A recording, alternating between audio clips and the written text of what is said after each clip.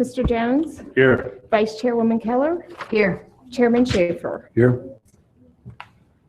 First item on the agenda is approval of the motion summary of the Parking and Safety Committee meeting held August 17, 2015, as recorded and transcribed. Move for approval of the motion summary as submitted. Second. I have a motion by Mr. Jones, second by Councilwoman Keller. All in favor? Aye. Aye. Any opposed? The next section of the meeting is open for public comments on items that are not on tonight's agenda. So if anyone has anything for parking and safety that is not on tonight's agenda, you can come forward at this time for any comments you may have.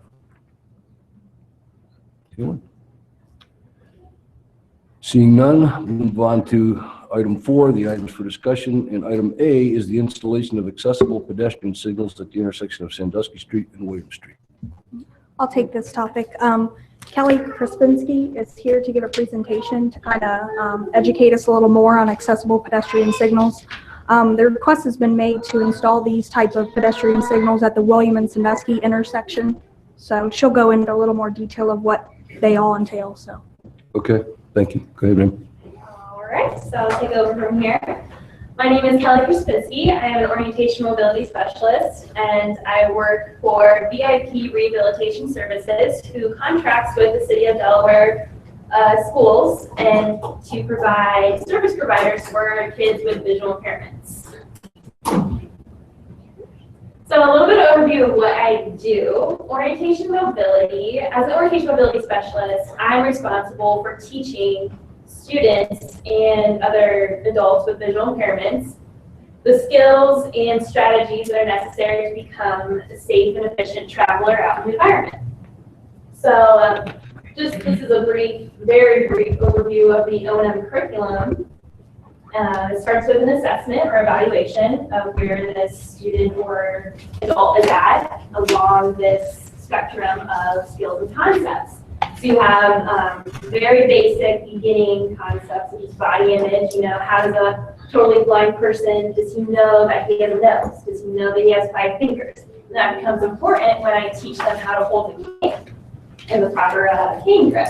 And then to the very last one, outdoor travel, where you have your most advanced travelers out in the community being as independent as possible, using public transportation, accessing any community business, and going about functioning in a seeing world. So we're now going to talk about who qualifies for orientation mobility services. I just want to get it out there that just because you are legally blind does not mean that you are totally blind, no light perception. There is an extremely wide variety of visual impairments that can fall under being legally blind. And by law, the definition of that is a vision acuity of 2200 or less within the better eye of the best possible correction. That means that with glasses, your acuity is 2200 or worse. So if you don't understand what those numbers mean, if I have 20/20 vision, what I can see at 200 feet is what that person has to see at 20 feet. So that's loss of acuity. And also another factor is a field loss. So a visual field of 20 degrees or less, that would be like looking through a straw. So that is where your peripheral vision is limited. Then I just have some eye conditions that, most common eye conditions that you will see in children and adults. The CVI, cortical visual impairment, retinopathy of prematurity. And go into adults, you see macular degeneration, cataracts, glaucoma, all of those. So you might wonder how you would travel with a visual impairment, because many people don't really think about people who are legally blind out traveling by themselves. So there are many different techniques and variations of how you would travel with a visual impairment. There's sighted guides, so holding on to someone's elbow and letting them lead you around. The white cane, which I have brought for you guys to see. Several manufacturers make these. This is made by Andy Tech. But you see it has a tip that you use to preview anything on the ground, the grip to hold it, and then the shaft, which very nice and neatly looks like this. You have also a dog guide people can use, low vision aids such as a monocular or a telescope to help you see a distance viewing. And then electronic travel aids, these aren't as popular because they're not really consumer friendly yet, so we're working on those. And now we're going to get into how you cross the street with a visual impairment. So things that you and I do subconsciously, a person with visual impairment has to be taught very strategically and directly. So this includes walking up to the edge of the street and knowing what that crosswalk is, determining, what shape of the intersection it is, which affects the traffic flow, and then aligning yourself to make the crossing, and then deciding when to go, and then maintain alignment for the entire crosswalk. So lots of detail and difficult, challenging steps for someone who is visually impaired.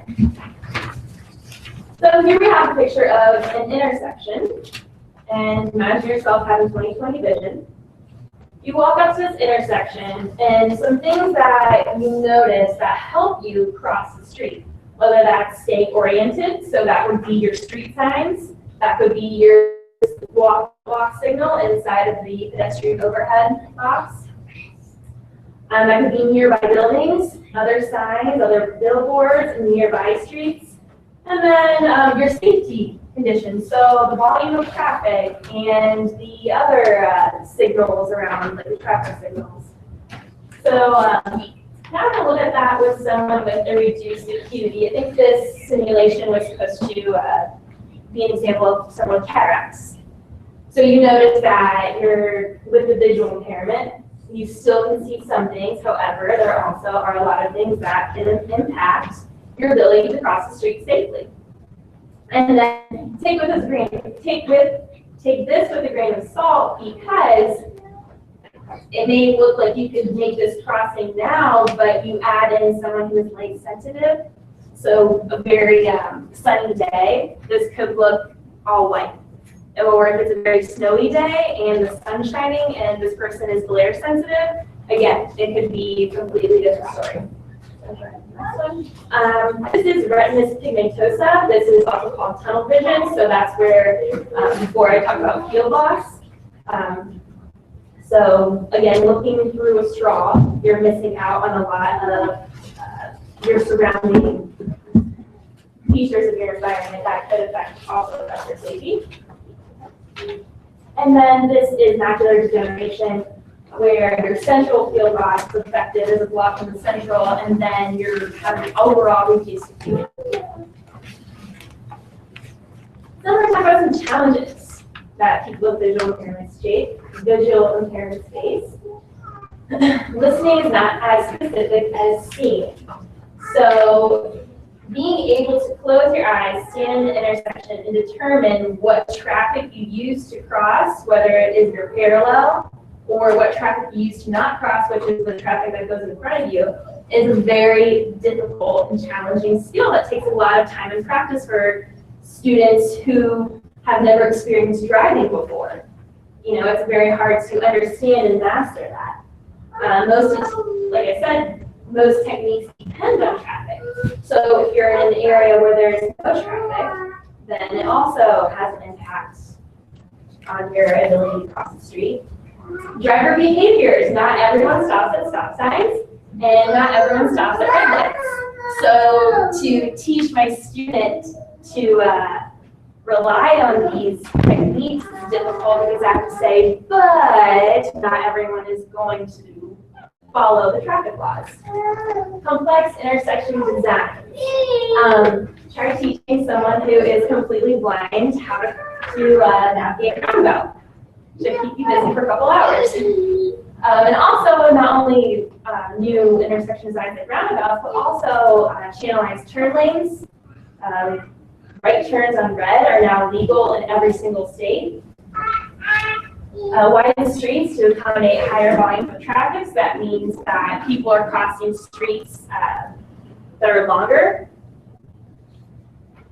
Technology of vehicles. You have smart cars, you have hybrid cars, you have electric cars that don't produce as loud and as a profound of a sound that we would like vehicles to, being a person who has a visual impairment, because you use that track of sound to cross the street.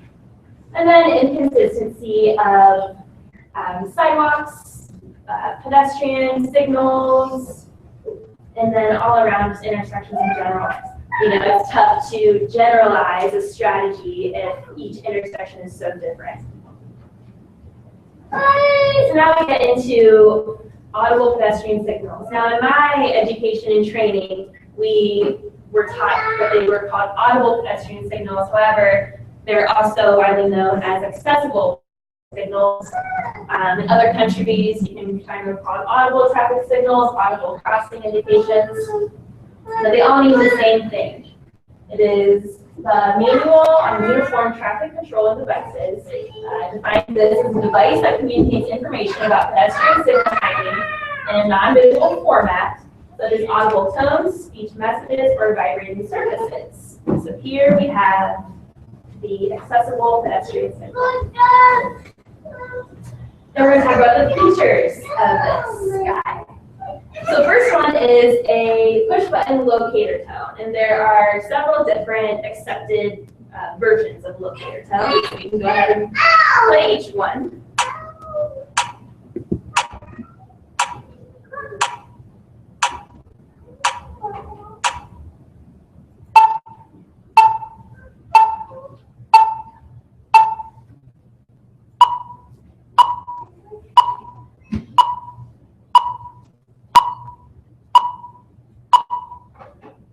So any of those sounds are accepted by MUTCD. It just has to be once per second, and this is a continuous sound that comes out of the back of this. Okay, a raised tactile arrow and raised on the push button. So it is also recommended that there be a tactile arrow on the actual push button of the APS. And I will go into detail about what these do for people with visual impairments. Next slide. But actuation indication. So that means when you push this button, it tells you that it's activated. But what will happen is this light will turn red, and then an audible message that says wait will be activated as well. Then you have the walk indication. For the newly recommended APSs, which were revised in 2009, it is the push button locator tone, and then followed by a rapid tick, and then that is to signalize that the walk signal is on. So you can go ahead, we'll play that and you guys listen to it.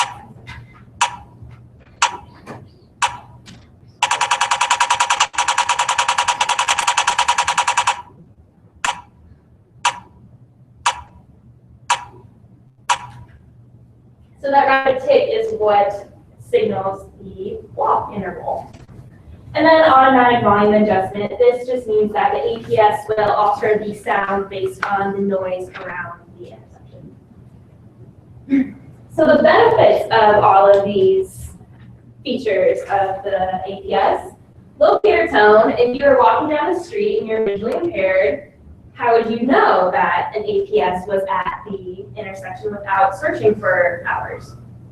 So this will tell you that not only an APS exists, but the location of it. Tactile arrow, so if this is facing towards the street, the person can feel the arrow where it's pointing and then know that the crosswalk is in the direction of the arrow. Vibrating surface, so someone who is hearing impaired as well as visually impaired, so deafblind, they can simply hold their hand over this and it'll vibrate and let you know that that is the walk signal.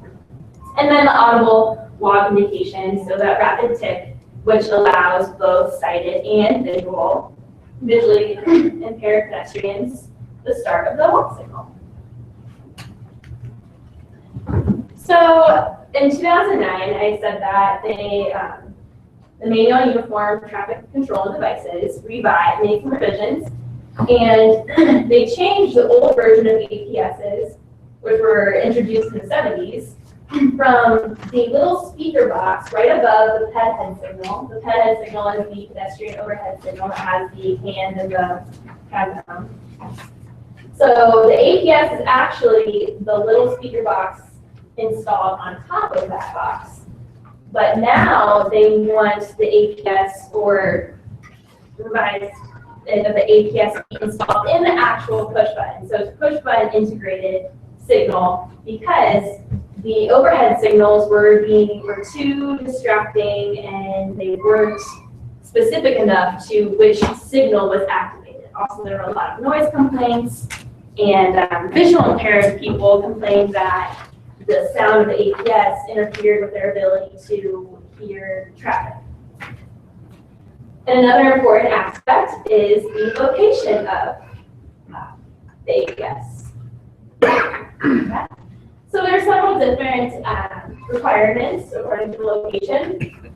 First is that it be within 5 feet away from the edge of the crosswalk line. That's farthest away from the middle of the intersection. We have a picture here where the APS is located in close proximity to the edge of the crosswalk line. Another requirement is that it is within 6 feet of the curb and pavement. Because keep in mind, the farther away the APS is, the harder it is for the visual person to press it and then line yourself up to make the street crossing. The face of the push button is parallel to the crosswalk to be used. That's because the arrow is supposed to be pointing in the direction of the crosswalk. And that's also another feature that the person can then use this to line him or herself up to make the crossing. And another biggie is that if 2 push buttons are on the same corner of the intersection, they have to be separated by at least 10 feet.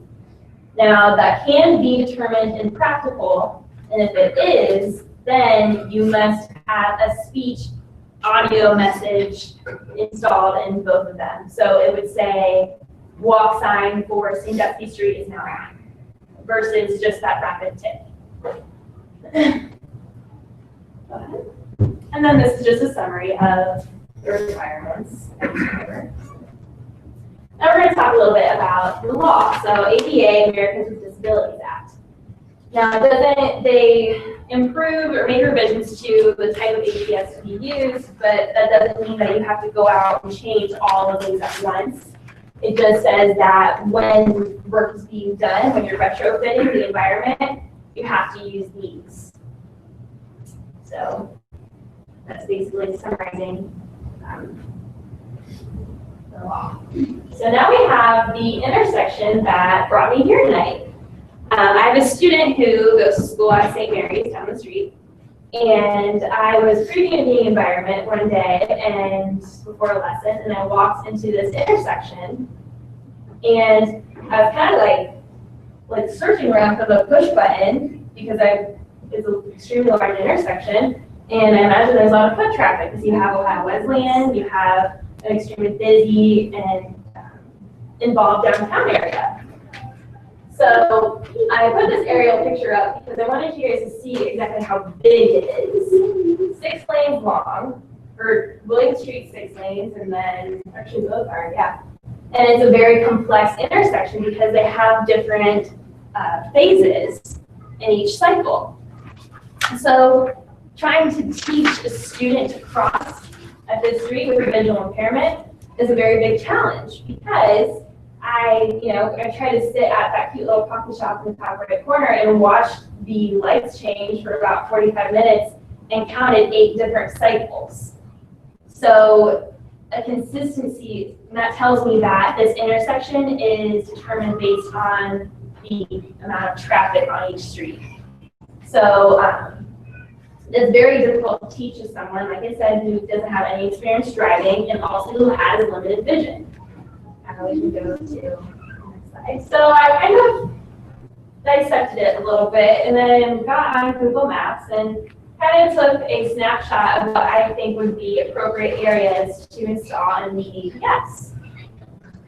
So here we have, I put the yellow circle because there's already a hole where it could that fits the location requirements and where an APS could be installed. And then another, the red circle, is where a separate pole would have to be put in place to put APS across William Street. And then I did each corner, so there we are.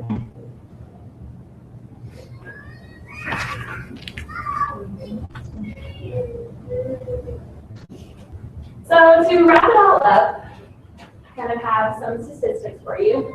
Generally, 10% of the overall population are visually impaired or legally blind, whether they're diagnosed or not. So Delaware has about 35,000, so I'd say about 3,000, that makes about 3,000 people in the city of Delaware visually impaired. Now, of those people, it says, this is another general statistic, 33% live in cities and 37% live in suburbs. That's because if you're visually impaired and you want to be independent, cities are where you're going to have access to public transportation, to businesses, to areas where you can independently access the community. Through my company, like I said, we contract with the city of Delaware and St. Mary's. We serve 10 students. There are at least 10 students, 10 children in the city of Delaware that are legally blind. And you're going to see an increase of numbers of children with visual impairments because with technology, we are saving premature babies earlier. So the number of premature babies are being saved. And the eyes are one of the last organs in your body to develop. So chances are a big handful of these babies also have visual impairments. And then the APS and overall strategies to cross streets benefit all types of students, so whether it be the college students, anyone with orthopedic impairment, elderly or hearing impaired, this just is an overall benefit for everyone. Any questions? I have one, Mr. Chairman. The installation of this device compared to a normal crosswalk, that's the right terminology, does it extend the length of time it takes, I assume, to cross the street then? So if signal differentiation, would that change, I would assume? So I'm assuming that the reason why a push button, there's not even a push button in this intersection. I'm assuming the reason why there wasn't one installed was because that they figured the amount of time given to cross the street was enough that you don't need a push button.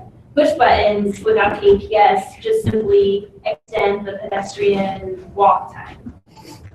So if you installed an APS, it wouldn't necessarily prolong the walk time because I looked at it and timed it. The walk sign stays on for about 4 seconds, and then the flashing don't walk sign stays on for about 22 seconds. So 28 seconds, that gives you, if you're walking at 4 feet per second, that gives you enough time to cross the street.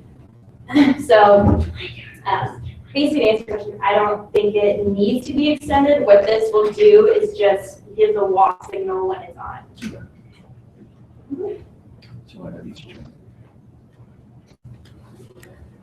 Just to kind of elaborate on that question too, all that's pretty much standardized at every intersection, whether you have push buttons or not. We have to allow for so much time for the person, like she said, 4 feet per second.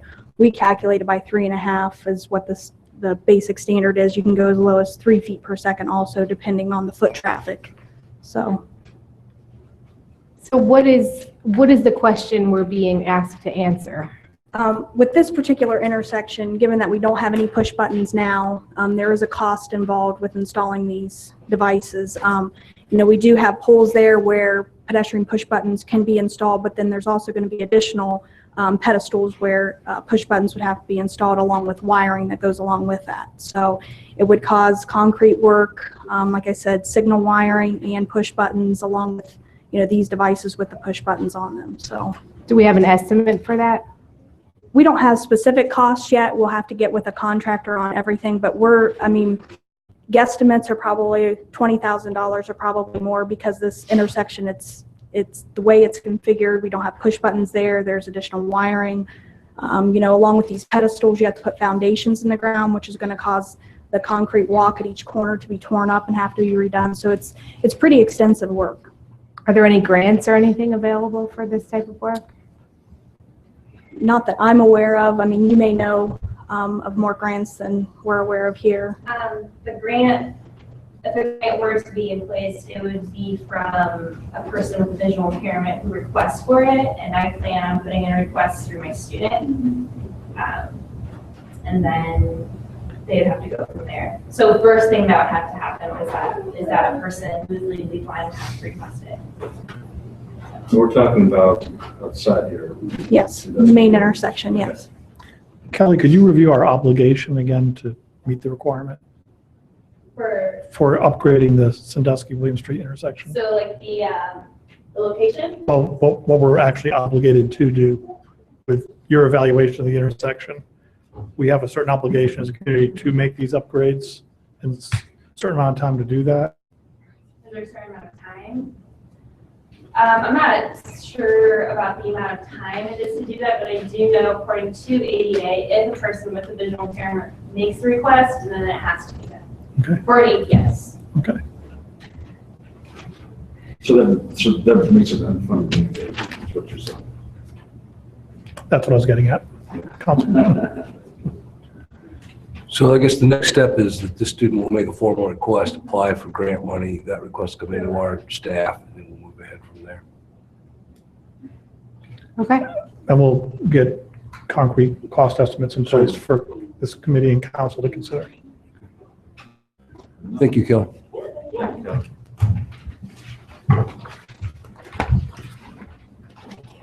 Item B, the installation of multi-way stop signs at North Liberty and Fountain Avenue. I'll take this one, Mr. Chair. The request came in, we've been discussing potential for this to be a four-way stop, this intersection to be a four-way stop now for over a year. And it's taken a while because a couple reasons. One very important reason, I think the goal tonight is just to get some input from residents. I would hope that we could table this and give more time for staff to provide a formal recommendation.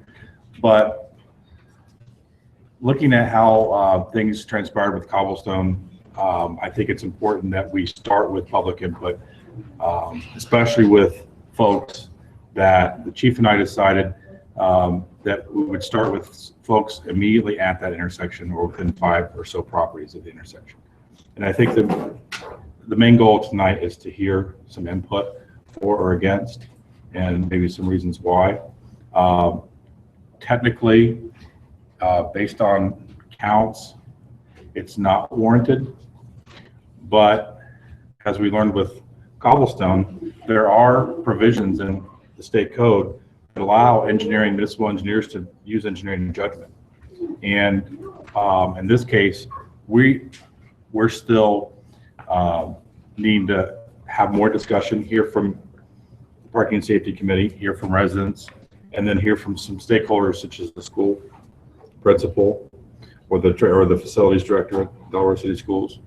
And then I want to speak a little bit tonight about, I brought a hand sketch that, pardon the messiness of it, but I did it today. I didn't have time to put it in the computer. Talk about a little bit about area-wide, the four-way stops around this intersection. To be very frank, it's just a very confusing area. If you don't drive through this area every day and you only do it periodically, I'm myself only drive through there either if I'm doing a field visit for work or I'm doing a trip to one of the schools. I find it very confusing, and I've heard a lot of folks give input that there's just really no rhyme or reason to some of the four-way stops and where they're located in that area. When I talk about the area, I'm talking about an area that's bounded. Yes, thank you. I got 3 for them. A couple more. And this is just to demonstrate my point that I think we need to have some discussion, have more time to evaluate whether this fits or does not fit, or does it really matter from an overall perspective, because there's already some four-way stops in here that aren't warranted probably, but I don't know some of the background on some of these four-way stops, but I'm sure that there was criteria applied to certain intersections that weren't applied to others. So someone can make a strong argument that a four-way stop at Fountain and Liberty fits like a glove with the pattern along, as you see along Fountain Avenue. There's multiple stops there. Someone could easily argue the fact that the Washington and Fountain, and for example, and the Franklin and Fountain four-way stops, A represents all way, by the way. Why did those go in? What criteria were applied when those decisions were made? So it's something that I personally would like to see the decision not made too quickly. I'd like not to make a mountain out of a molehill, but I really think that there could be some unintended consequences either way. Certainly there's a safety issue, and in my mind, that deserves a lot of weight. And there's obviously some confusion with drivers in the area, and then there's the whole code issue you need to deal with. But I thought it'd be best to maybe bring some of the residents in that are immediately affected by what would be the acceleration, deceleration at the four-way stop. And I think you've received one letter today. I don't know if you had a chance to. Right, yes. But I think that Mr. Fellinger is here tonight. I see him in the audience. Before Sure, he we, wants to speak. before we do that, what is the genesis of this entire discussion? Why are we discussing, I mean, how did this come about? In July of 14, a resident had written Mr. Brush. I believe Mr. Brush forwarded it on to staff. I cannot track down that resident, but it still was a valid, or is he here? Yeah. Oh, right. Fantastic. All I had was an email. Mr. Great, fantastic. I stand corrected. He's here, and he can provide some insight about his initial communication. But there was some delay in us getting started on our evaluation because we had to recount the intersection. Quite frankly, we did some counts. They were outside of school. When you put that school pedestrian factor in, we had to totally redo the study. So there was a request for a four-way stop there? Correct. Okay, And the gentleman is here, and I'm delighted to hear that. okay. Well, that being said, why don't we begin with you, sir, in terms of why you initiated a request, and then we'll entertain comments from whoever else is here to comment on this. Just ask that everyone who's going to comment tonight step forward to the desk and give us your name and address for the record, please. My wife will speak on her own behalf. Okay. So my name is Chris Gores, formerly of 295 North Washington Street. So our kids would walk to Smith Elementary. I'm still there as a volunteer. Our kids still go to Smith. A number of their friends are still in the community. So still have a vested interest. I started this. I plan to at least speak on behalf of the community that I've been a part of for the last 10 years and still active in. I'm a property owner just down the street still, so still here. I currently reside at 3021 Horseshoe Road. So with that, back to the original question, which was why did I submit the request? My wife and children cross that street all the time to get to school. There's a stop sign and a crosswalk with an attendant just north of the school, however, not south of the school. Since the original request, we've had high traffic and an actual pedestrian incident at that crosswalk in that school zone. I do thank the park and safety and whoever staffed that crosswalk for the past year with an officer. So in terms of cost, the four-way stop would have been cheaper, but I do appreciate the counts and all the efforts that's gone into evaluating it over the last year and a half. I guess that's where we stand. So your initial request was due to pedestrian safety at that intersection? Yeah, all the children there, my children and all the children that, I mean, we're parent volunteers, Cub Scouts and all that. Right. So we're always walking. It's a very pedestrian friendly community. All right, thank you. Thank you.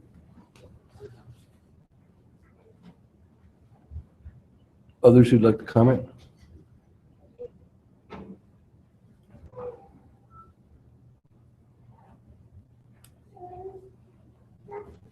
Good evening, Mr. Chairman and members of council. My name is Tony Bloodsoe. I live at 140 West Fountain. We are 2 doors west of the intersection. And we have an unobstructed view of the intersection from our living room and our front porch. The concern about deceleration and acceleration, well, we would hear those sounds. And I'd much rather hear those sounds than the sounds of screeching tires and brakes. Going to the confusion of Fountain Avenue. As people traverse Fountain Avenue, they're coming to stop signs at each intersection except ours. People going on Fountain assume there's a stop sign at Liberty. They move into the intersection. It's carelessness on their part, but it does happen. And then you hear the sound of brakes. We can observe the children evenings and mornings going to and from Smith Elementary, but throughout the day, you have children heading to the high school, Smith Elementary, people out walking their dogs, and just people enjoying the neighborhood. And so from our observation, it very much is a safety issue. And I would certainly put up with deceleration and acceleration 24/7. It would make it safer in our neighborhood, particularly for the kids at Smith Elementary. So, Thank you.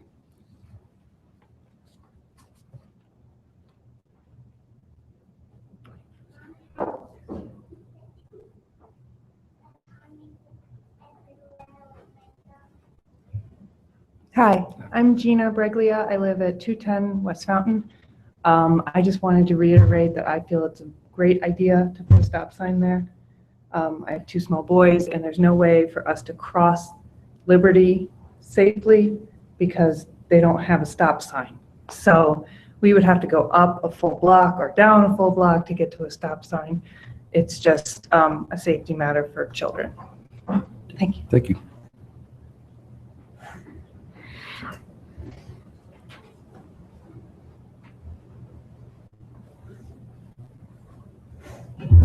Members of council, I'm Chad Long, and I live at 140 West Fountain. Just wanted to add one small thing. It does seem to be a congested intersection. A lot of things going on there. Typically on the south side of the street, you've got a lot of cars that are parked along the side of the street, so very hard to see around. Usually, so right there, I through it all the time. I always have to go through it very carefully. Another thing is there's a hill. So as you're coming southbound on Liberty,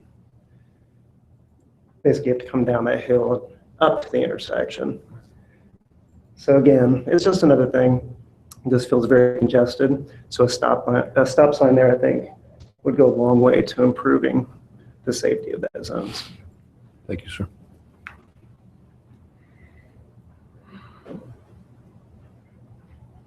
Are you at the intersection now? Just north of the intersection, looking southbound, so you can kind of see that crest of the hill right there that you turn to. Hello, I'm Jennifer Gores, and up until just a few months ago, my husband said we lived on North Washington Street, just about a block away from this intersection. And I still take my kids to Smith every day. We park on Fountain and cross and walk up to Smith. And you know, since there has been an officer there, it has helped. People see the officer and they stop. But he's not there every day, 2, maybe 3 days a week. And if he's not there, they fly through the intersection. They don't see people waiting at the corners to cross. And, you know, I wouldn't let my 4th grader walk the 2 blocks to school because he had to cross that intersection. It's too dangerous for him to do that before or after school. There's been several instances that we have started to cross and we've had to run back and, you know, stop quickly and run back because people don't see us there. And most children in the neighborhood walk with a parent, but some do not.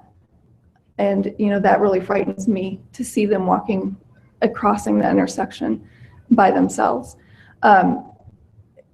especially, you know, at drop off and pickup, and at pickup time there's also a lot of high schoolers going down that road. And as someone mentioned, you go down that, if you're going southbound, you go down that hill where they always pick up speed.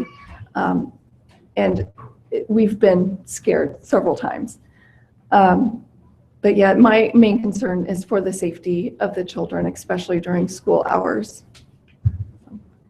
And the area that you're most concerned with is crossing Liberty, I'm assuming. Yes, yes.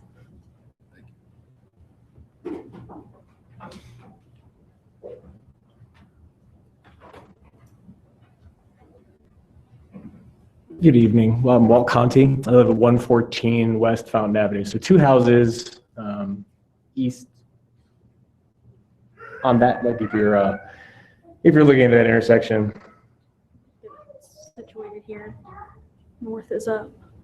Yeah. Okay. So yeah, the second house in right there from that intersection. So I guess I just reiterate, having a son who goes to Smith, the safety issue, I think is large.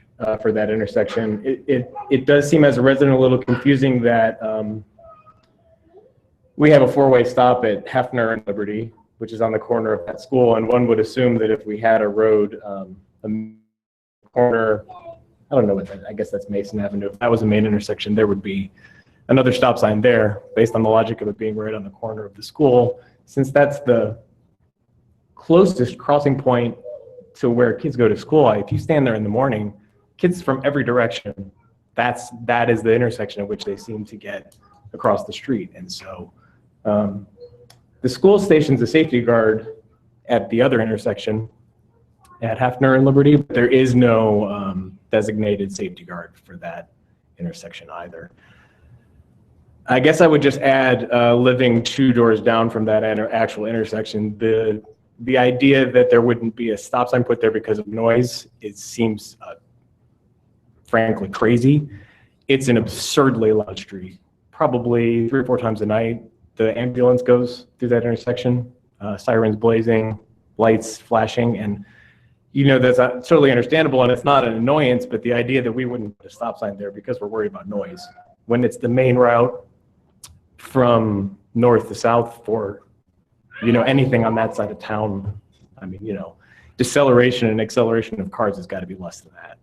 So, and I would say, along with the kids' safety, cars just go on that road. Not that I have a radar gun, but it seems like they just go extraordinarily fast in that part. I mean, I don't know if it's the hill, if it's the dip. I don't know if the council or traffic safety has studied that in terms of having a policeman sit there and radar people as they go fast, but it just seems like people are regularly at 35 or 40 miles an hour. We've done deployed the stealth out there, and the 85th percentile, 30 or 31? 30 miles per hour. 30, which is getting up there. Yeah. Well, that's for 85th percentile. That's okay. Right there at the threshold of we've developed a speeding problem. So and add into that vertical curve. Vertical curve there, and it's concerning.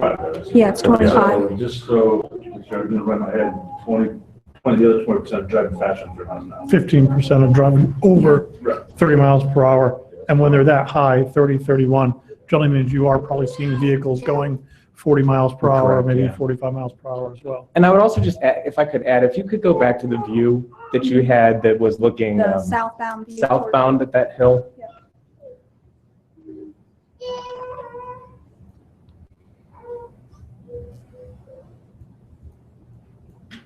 I know that this is sort of a very difficult thing to picture, but you almost have to, in order to understand partly why that feels so dangerous in the morning, you have to picture this whole, the whole western side of that street with cars from the school nearly all the way to that stop sign. So as kids are standing at that corner, a second grader or a third grader are not even tall enough to crest the hood of a car. You can't even see kids standing there when they're trying to get across the street. So I'm not sure it's necessarily always negligence on the driver's part, but you don't even know that there's a kid there until you get literally right up on top of it. And parents tend to be some of the speedier people in the morning and in the afternoon. I don't know if this is picking up wanting to get home or dropping off and wanting to get to work, but they tend to drop off those kids and then they are on their way. And so I definitely would be for a stop sign regardless of the starting and stopping that happens at the intersection. Thank you. Anyone else wishing to comment tonight? I just make one quick comment on that. 80th Can you come up so they can catch you on the audio? I'm right back. Chris Gores once again. So the 80th percentile, I really like statistics, so I appreciate the numbers. But I want to add that this is a school zone. So it's not 30 miles per hour in a 25, it's 30 on average, 80th percentile, and a 20 during school hours. And that's another thing I'll add too. I don't have the figure right in front of me, but our intern, when he did take the speed counts, he did register. I think the average speed around the school zone during the time that kids go to and out of school is 25 miles per hour. So that's 5 miles over the school speed limit too. So during that specific time. Thank you again.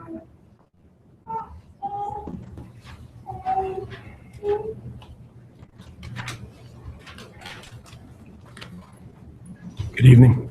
My name is Steve Fellinger, resident of 11 Mason Avenue, the corner of Mason Avenue and Liberty. I hadn't planned on speaking tonight. I put forth, excuse me, this document this afternoon. I'm a transportation engineer, ironically, and I 100% safety oriented, 2 small children, fully understand the comments that have already previously been made. But see a little different, I guess, opinion opposed to adding a stop sign. Adding a stop sign is not going to necessarily make it safer. Listed some of my reasons. The biggest one, obviously, doesn't meet sign warrants. So I think that that's pretty crucial. If we're looking for a stop sign to control speed, according to NUTCD, that doesn't happen. Actually increases speed mid-block between stop signs. Where I live would be mid-block. It would be faster speeds where I live. There are more than 4 times the volume on Liberty as there are cars on Fountain. So stopping a collector street for a local street, in my opinion, doesn't make sense. If it's an issue as well about to cross and also for vehicles to get out of Fountain, still believe that there's enough gaps for those to occur. So part of not meeting the warrants, there's been 2 crashes since 2009, only one of which would have been prevented should there have been a stop sign there. I don't know if there's data on pedestrians or near misses, things like that. And then also to note too, the traffic counts that were taken on the 2nd day of school. I don't know if that's a typical day or not. You know, it sounds like it's been a long process. As previously mentioned, there's already school flashers that are on Liberty that are activated during the restricted hours. I don't believe there's a sight distance issue at this intersection. We're at the crest of a vertical curve. There'd be a loss of momentum for people stopping. You know, noise was mentioned earlier. It's not necessarily noise of vehicles, but it's the stopping, acceleration, deceleration of noise. Also included with that is the particulate matter, which would be brake dust, exhaust fumes, things like that. And then I provided a link in my my paper to some very good documentation from the Federal Highway Administration. And then I also provided an extensive list of other low-cost countermeasures that I believe are maybe first steps that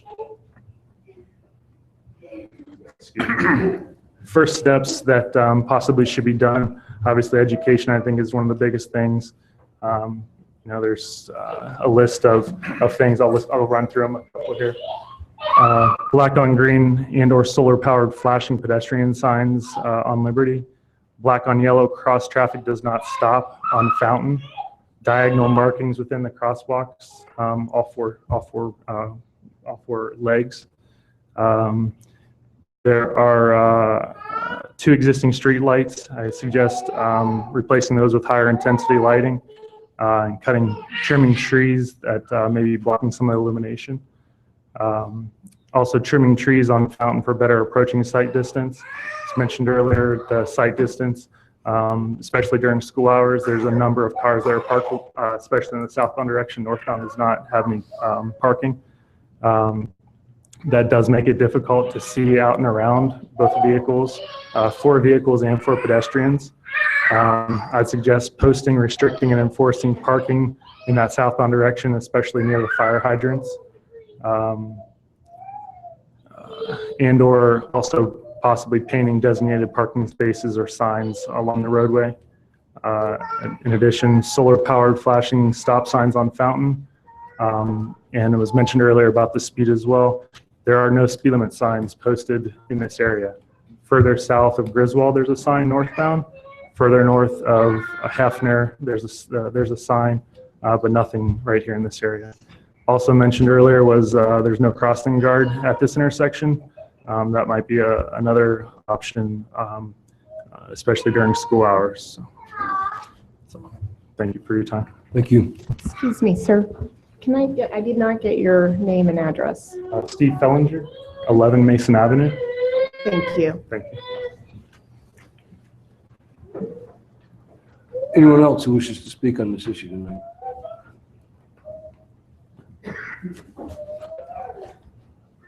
There's the committee. So the recommendation is to table, because you want to do some more? Well, this was very important to get this input now. I mean, I personally am ready to give a recommendation, but I have to huddle with other staff too. I mean, Mr. Fellinger brings up a lot of, we've heard all these discussion items on virtually every always stop sign request there is. We want to make sure we really have vetted. It may not be just a stop sign, maybe other things that could go out there as well, maybe in combination. We want to pull together a full recommendation and not be too hasty. Let me say that if a stop sign were to be approved through this body and council, it wouldn't be installed until after the school year anyways, which is what I think the recommendation would be. Because we don't want to put something in the middle of the school year and that could really lead to some confusion. So I think it would be best to at least bring it back to one more reading. Excuse me just a minute. Could we ask you to take them outside?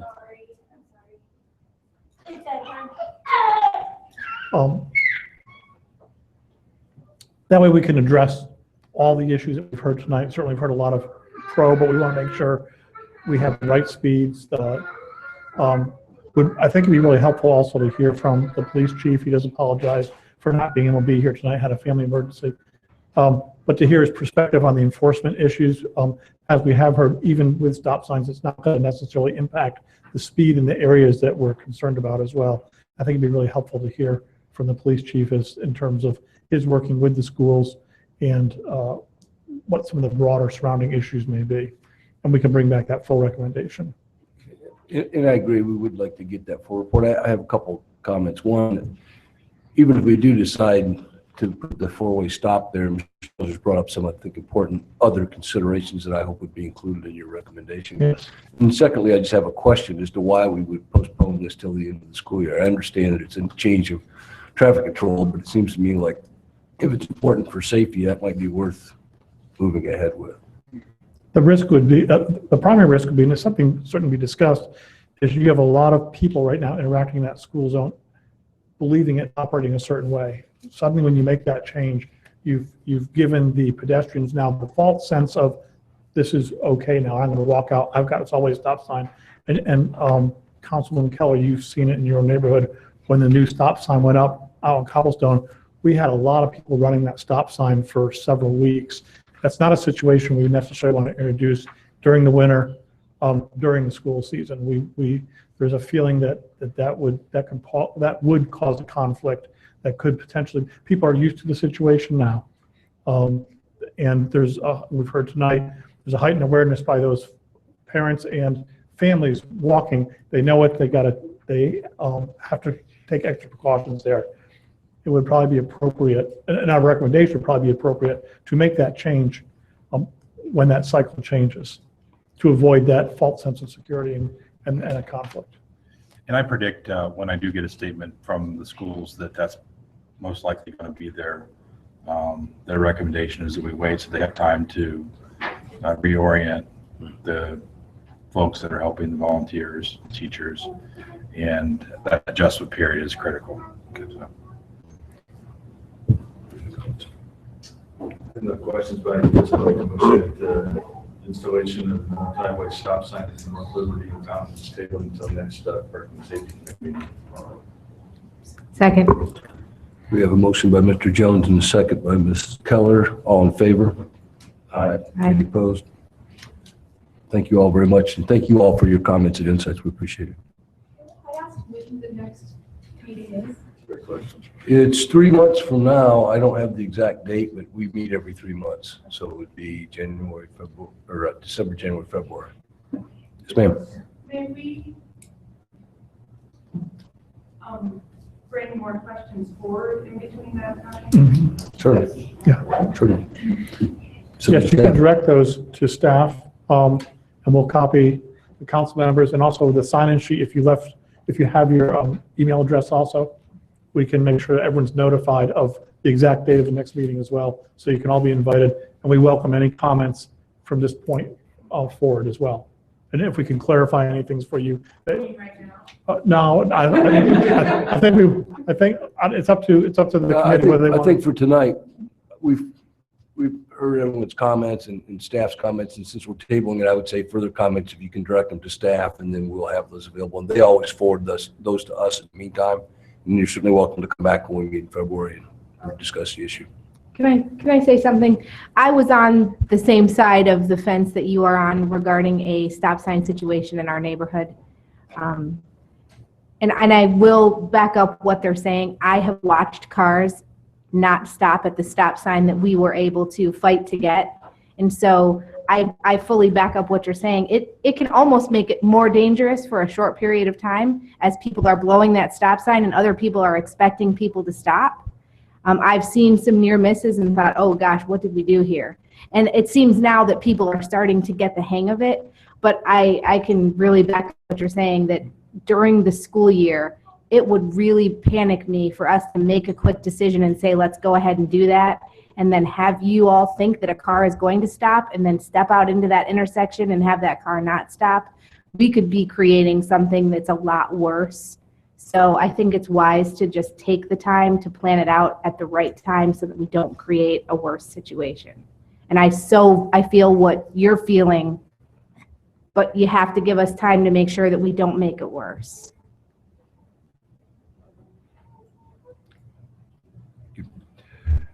Next is item C, the relocation of a no parking from here to corner signage on South Washington Street and West Harrison Street. Okay, this request came in from Laura Stewart. She lives at 78 West Harrison Street. And the issue I think she's having, let me go down to street level here. In the right direction here. You'll see the no parking here at corner sign right here. That's where it is existing today, is where she's having issues. It's her driveway is right here. You've got this small area right here of gravel where people park. There's probably just enough room for a car, but they tend to block her driveway. It states here in her message, and I know when we talked at our pre-meeting, they try to call the police department when this happens. They don't always get out there in time to issue a ticket or anything. So recommendation from staff and from our pre-meeting was to relocate this no parking here to corner sign back here to approximately this utility pole. So, I mean, really you're not losing much here. There really isn't much space for one car there anyway. So that's kind of where we ended that.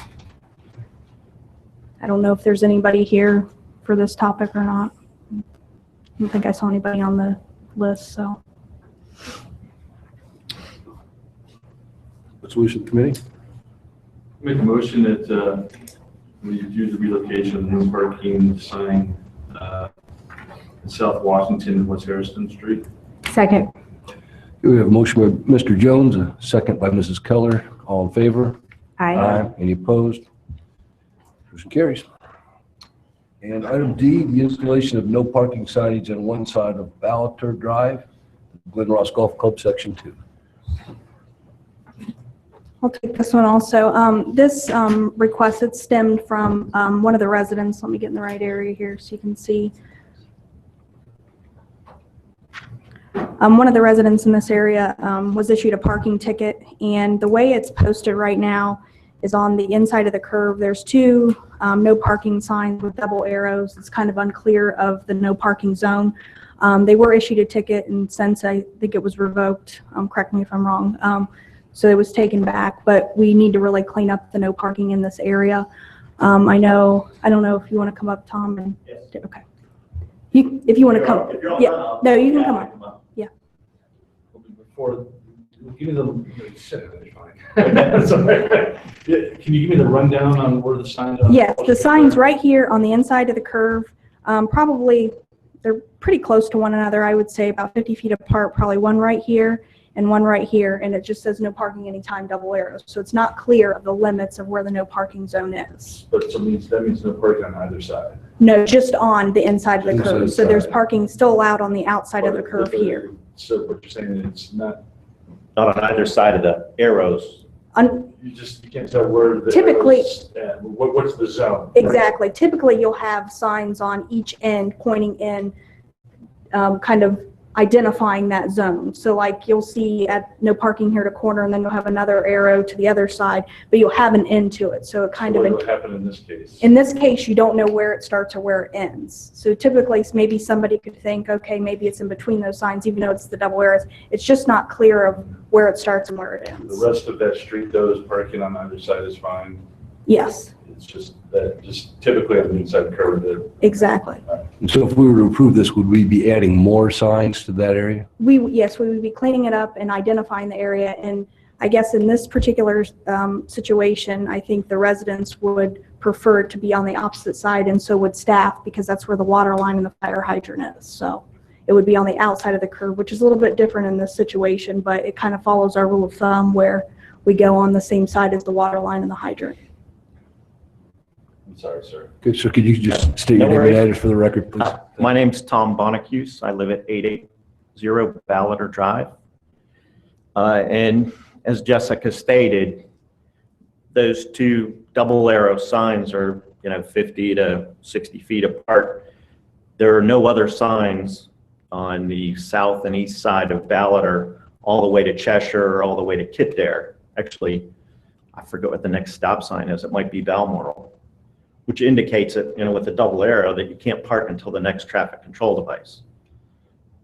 We just assumed that the double arrow was really incorrectly installed, and they were supposed to be single arrows pointing in. So we always parked outside of that area. My son got a parking ticket. The officer was very good about following up with Jessica and waived the ticket. So we were happy about that. I did talk to several of my neighbors. They want to see, if possible, they'd like to see parking on both sides, but I don't think that's going to happen, only because it acts as a traffic control device. When you have parking on both sides of the street, people have to slow down, because if you can see from up there, it's a straightaway to that curve going from east to west on Ballater. People are going pretty quickly exiting that neighborhood, because most of the people in the neighborhood use that exit. If you come out Kildare, takes you a little longer. Even if you're in the back of the neighborhood, people rush out that direction. And then you've got a fairly nice straightaway going north on Ballater into that same curve. So people actually move pretty quickly through there. I know there was a traffic radar device that was put in on the south and west corner of that curve. I don't know that helped a lot, but while I was there, it helped. But in any case, on my neighbors, like Jessica said, would prefer that the no parking be on the home water side of the curve for a couple reasons. One is that, except for us, who are much older, all our neighbors have very young children, and we've even seen kids, when the cars are parked on that side, they kind of tend to dart out of the street, and the cars parked on the house side make for nice visual obstacles, and it's hard for people to see those kids, so they prefer it on the other side of the street anyway. In addition, because we're on the outside of the curve, our lot frontage is narrower than most homes. So when you throw in a driveway and the mailbox and The neighbor to the south of me has a fire hydrant. He has no parking at all on his side of the street. And, you know, we would have one parking space. Some of our neighbors might have as much as two, but 75 feet with a driveway and a mailbox doesn't leave much room to park. Other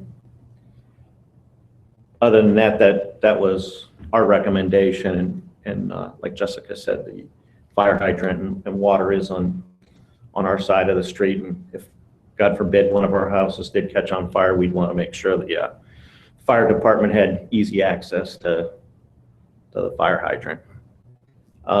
The only other thing is, I'm not sure that it makes any difference at all if this legislation required, but I got notification from Jessica that this meeting was happening when she and I corresponded, but I don't believe we received any notification about this meeting. So I don't, you know, as long as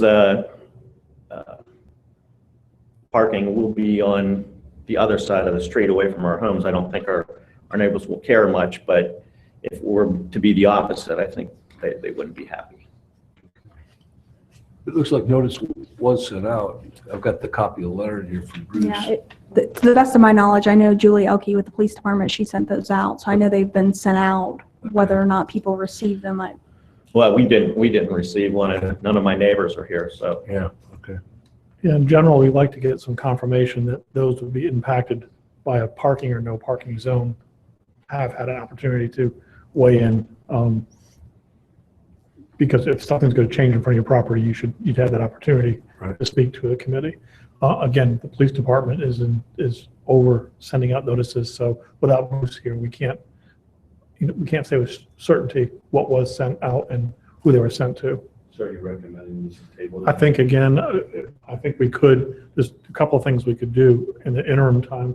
We could post the right sign out there to make sure that people do understand what the current no parking zone is, and then make sure we can notify everybody impacted by letter and bring this back to the next meeting with the final recommendation of a no parking sign, whether it's on the north or the inside or the outside of the curve.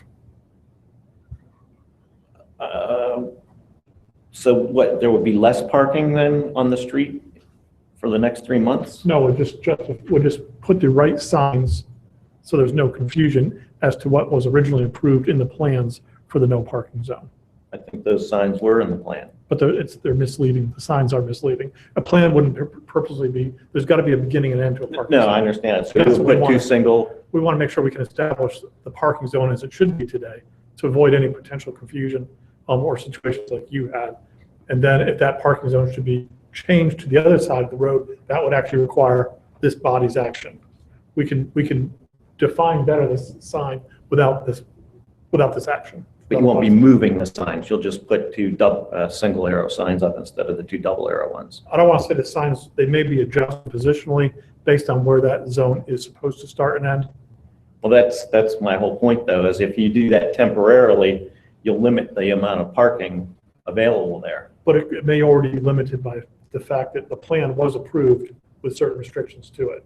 Just the signage isn't conforming very well to what that plan was. We should make sure we don't have confusing signs out there in your situation. And the fact that they may be moved shouldn't mean we shouldn't address the current situation today. But Jessica sent me a copy of the plan, and the plan has the signs where they are now with the signage that's on there. Right. And That's the clearly- original plan. Right, and clearly there's some confusion as to what the beginning of the zone. And Jessica says the whole zone is going to be 50 feet, just a single arrow each way, and that's what can be posted. Okay, I just don't want it to be widened so there's less parking on the street. It would than only there be is now. widened if there was an approved document that said, no, that should start 500 feet or 200 feet to the south.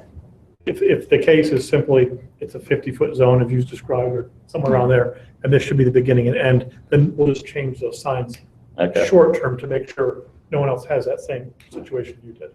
Yeah, it's more of the people in the neighborhood complaining about parking on the curve. That's why we got the ticket. Second time, an officer actually came to our door. I'd already had conversations with the first officer. I'm sorry, I can't recall his name. I had conversation with Jessica, and he understood. So he didn't give us a citation, but he just he mentioned that somebody had complained about it. So yeah, as long as the existing signs are changed so that they're single arrow pointing at each other, that's fine. I just don't want to, I mean, like I said, there's very limited parking on our side of the street now. But I just wouldn't want to make that entire curve no parking for the next 3 months. Mr. Chairman, I make a motion to table the no parking signage issue for Ballard Drive, Glenrose Golf Club, Section 2 until the next parking safety meeting, but follow staff's recommendation of reviewing the current signage per the director's recommendation. I guess I'm confused why we would know it's a problem, make a recommendation to change it, and then add an extra step of changing signs and then coming back and deciding again. Why don't we just make the decision and be finished with it, to just move the signs where they would be on the side of the water line?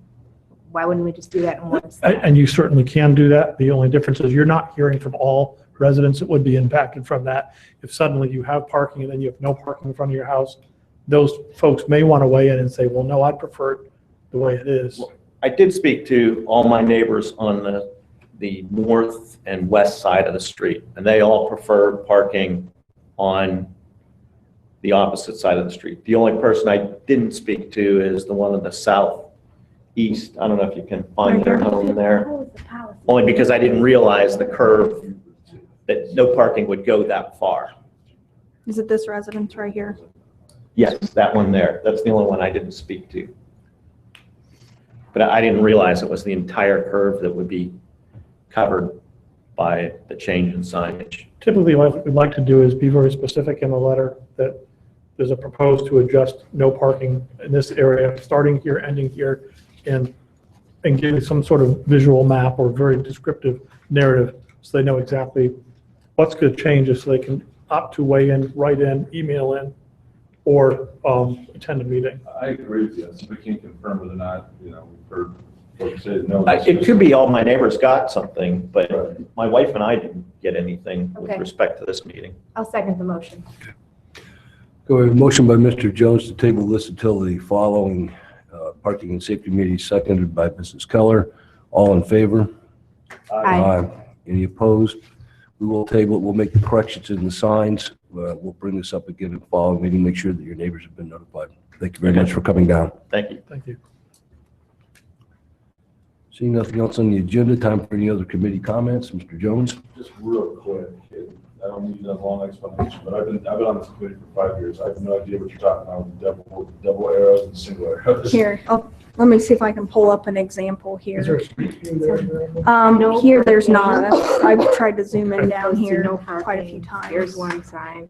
Let me see if Here's there's the other anything in here. If you It tells you exactly where not to park. You gotta As opposed cap to the this, zone. It's like, Typically, don't the park. sign's also cockeyed too. You can't tell what they're pointing at. We're supposed to be at 45. Oh, that's supposed to be, they're supposed to be cockeyed? So you can see. Yeah, they're supposed to be at a 45-degree angle Supposed to be facing, 45. yeah. You just have me. But from an enforcement standpoint, we've heard it's unenforceable because you're pointing to infinity or to the next traffic control. Right. You got to cap the ends, basically, is the best way to describe it, with a single Part of I arrow. it. am trying to think of one that we've got something. So currently there's the double There's arrow two. sign. There's two that go like that. The only time that it's acceptable to do double arrows the whole length is if you do it all the way St. from the Mary's. traffic control device, traffic control device. He's good. Are you good? I Okay. drew him a picture. Yeah, they're supposed to be like every 100 to 150 feet. Those are the only two on that side. Lisa, do you have anything? I don't. Okay, we have a motion to adjourn. So moved. We are adjourned at 9:01. Thank you, everyone. All depends on how it falls on the agenda. Did you all see I just follow the list they give me.